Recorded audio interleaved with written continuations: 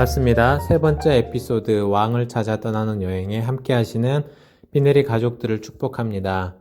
오늘도 하나님께서 말씀 앞에 선 우리에게 변함없는 은혜를 더하시기를 기도합니다. 하나님이 주신 약속을 따라 이스라엘의 가나안 정복 전쟁은 일단락되었습니다. 수많은 전쟁을 하나님의 도우심과 보호하심을 따라 치러내었습니다. 어제 읽었던 12장에서 승전보와 전리품을 멋들어지게 기록해 나갔었는데요. 그런데 오늘 말씀을 시작하자마자 갑자기 브레이크가 걸리고 있습니다. 성경은 여호수아가 나이가 많아 늙음에 여호와께서 그에게 이르시되 너는 나이가 많아 늙었고 얻을 땅이 매우 많이 남아있도다 라고 하십니다.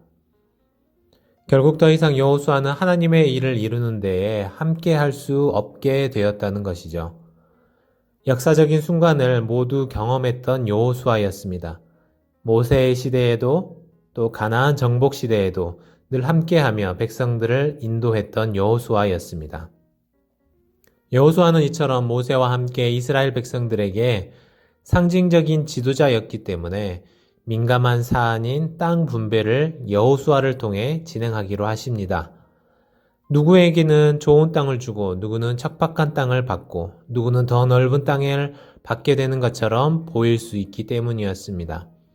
그러나 하나님은 이제 여호수아의 나이가 많이 들었고 또 살 날이 많지 않았기 때문에 이 문제를 여호수아가 살아 생전에 정리할 수 있도록 하셨습니다. 영적 권위가 있는 여호수아를 통해 이 민감한 사안을 해결하기 위함이었죠.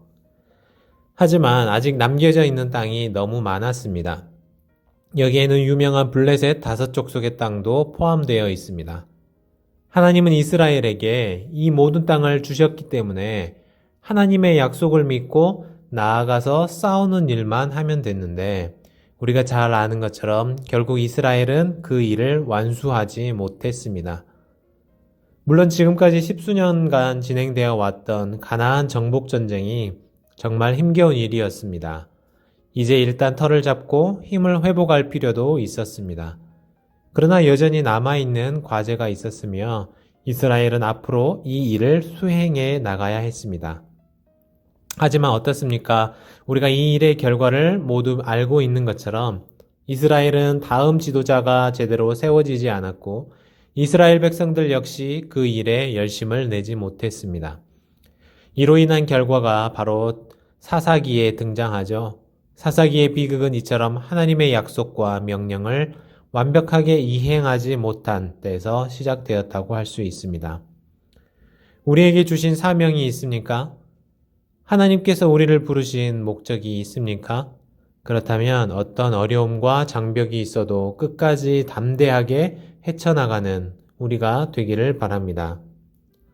이어서 성경은 구체적인 땅 분배에 들어가는데요. 먼저 요단강을 건너지 않고 가나안 동편에 자리를 잡은 므낫세 절반의 지파와 르우벤 지파 그리고 갓 지파에게 준 땅에 대해 기록합니다. 사실 이 두 지파와 므낫세 절반의 지파가 동편 땅에 머물기로 했을 때에 목축업을 하기에 좋은 동편 땅에 안주하려는 모습이 모세에게 좋게 보이지 않았습니다. 그러나 그들은 가나안 정복 전쟁에도 함께 하기로 하면서 신뢰를 얻게 되었고 정복 전쟁에서도 늘 앞장서며 자신들의 약속을 지키기 위해 최선을 다합니다. 그리고 이제 정복 전쟁이 일단락되면서 분배받은 가나안 동편 땅으로 돌아갈 수 있게 되었습니다.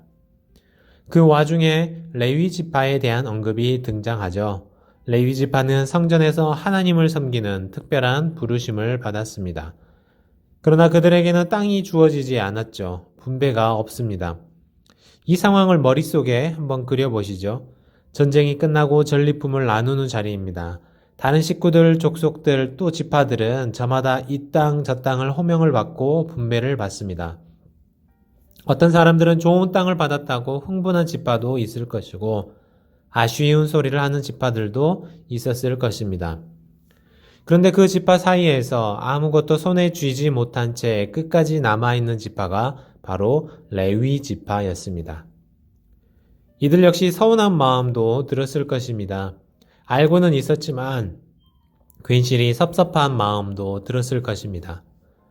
우리도 하나님을 위해 수고했는데, 그렇게 헌신하고 봉사했는데 아무것도 없구나 하고 섭섭병이 도질 때가 있지 않습니까?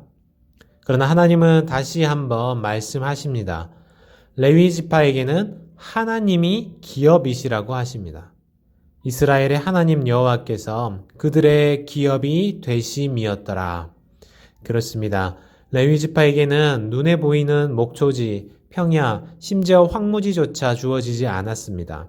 그러나 최고의 기업이 되시고 영원토록 변함없는 기업이 되시는 하나님이 바로 그들의 기업이라고 하십니다. 우리는 어떻습니까? 때로는 하나님의 일을 하는데 나만 소외된 것 같다는 생각을 하신 적은 없습니까? 사탄이 주는 섭섭병에 걸릴 때는 없습니까? 우리가 하나님을 섬길 때에 하나님은 우리의 기업이 되어 주십니다. 여호와 하나님이 우리의 기업이고 축복이 되심을 기억하시기를 바랍니다. 이제 요단 동편 지역에 대한 땅을 분배한 후에 이제는 서편 땅으로 넘어오게 되었습니다. 그런데 그 많은 사람들 중에 한 사람이 여호수아 앞에 당당히 나와서 자기에게 땅을 달라고 요구하죠. 이 당돌한 사람은 과연 누구입니까? 또 누구이길래 아무도 그를 말리지 않았을까요?